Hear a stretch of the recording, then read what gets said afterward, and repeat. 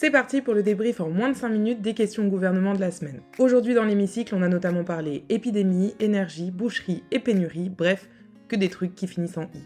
15h, la séance s'ouvre avec une question de Laurent Marcangeli, député Horizon, qui s'inquiète du risque de saturation des hôpitaux en raison de la recrudescence des cas de Covid et de l'épidémie de bronchiolite. Il demande à la Première ministre ce qu'elle envisage pour faire face à cette situation. En réponse, Elisabeth Borne lance un appel solennel aux Français en leur demandant de respecter les gestes barrières. Portons le masque dès que nous sommes avec des personnes fragiles ou dans des zones de promiscuité comme les transports en commun. 15h06, première question d'une longue série sur la thématique de l'énergie.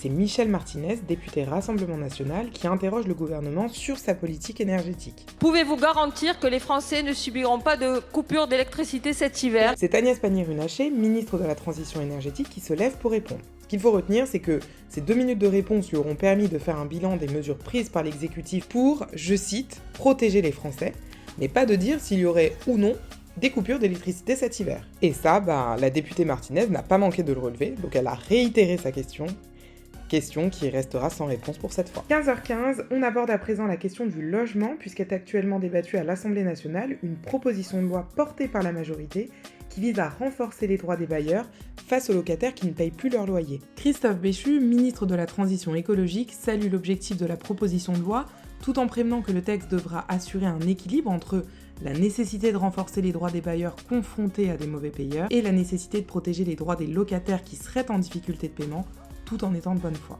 15h30, à quelques heures de la journée internationale de lutte contre le sida, la députée Renaissance Brigitte Lizaud alerte le gouvernement sur la banalisation de cette maladie. Elle invite les députés à passer le message suivant dans leur circonscription. Le dépistage du VIH est gratuit et sans ordonnance. Soutenons nos associations, participons à des actions de sensibilisation, parlons sans tabou dans les écoles, les collèges, les lycées. 16h, Damien Maudet, député La France Insoumise, s'inquiète de la pénurie de médicaments et interroge le ministre de la Santé. Plus de médecins, plus de soignants et maintenant plus de médicaments. Comment se fait-il qu'on ne soit plus capable de produire une simple boîte d'amoxicilline comme celle-ci ? Le fait d'avoir brandi une boîte de médicaments en pleine séance lui vaudra d'ailleurs un petit rappel de la présidente. Nous n'avons pas le droit de brandir des objets dans l'hémicycle et vous le savez très bien, mon cher collègue. 16h04, question du député Rassemblement National Jordan Guiton qui pointe du doigt le manque de qualité du réseau de transport en France. Que comptez-vous faire pour redonner aux Français un service public de qualité, avec des transports en commun sécurisés et à l'heure ?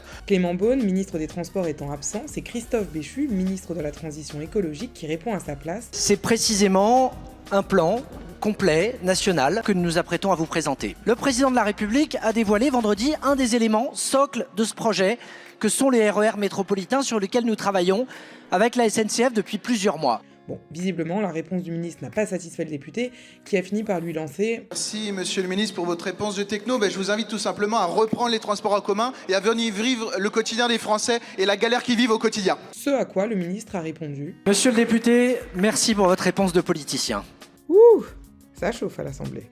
16h09, le député Les Républicains Francis Dubois interpelle le gouvernement sur la situation des artisans bouchers charcutiers qui manifestent au même moment devant l'Assemblée nationale pour protester contre la hausse des tarifs de l'énergie. Olivia Grégoire, la ministre des Petites et Moyennes Entreprises, du Commerce et de l'Artisanat, récapitule les mécanismes mis en place par le gouvernement et insiste sur l'importance de les éprouver avant de les critiquer ou de les compléter.